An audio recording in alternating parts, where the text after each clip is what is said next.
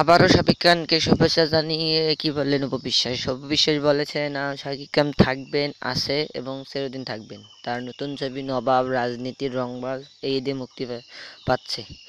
এ নিয়ে তিনি বললেন, যারা যারা তার বিরুদ্ধে ষড়যন্ত্র করছে তাদের প্রাপ্য শাস্তি হবে।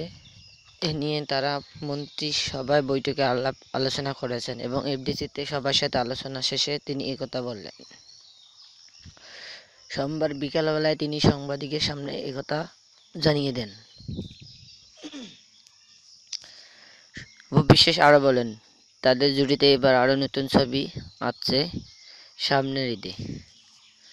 বিডি নিউজ আপনাদের ধন্যবাদ। সব ধরনের বিডি নিউজ পেতে আমাদের চ্যানেলটি লাইক, শেয়ার ও সাবস্ক্রাইব করুন। ধন্যবাদ।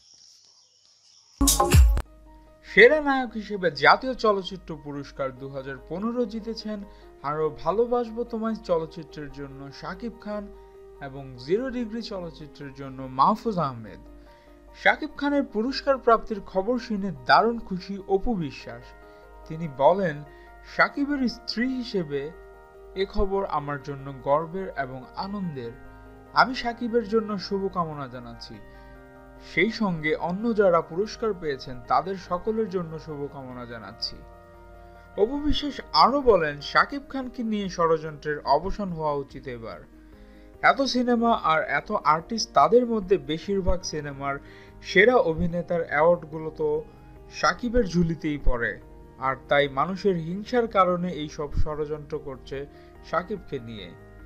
আর শাকিব এই প্রজন্মের একজন সুপারস্টার এবং তার ভক্তরা তাকে ভালোবাসে আর বাসবেই। আর তার ভক্তদের জন্যই শাকিব খান এই পর্যন্ত এসেছে।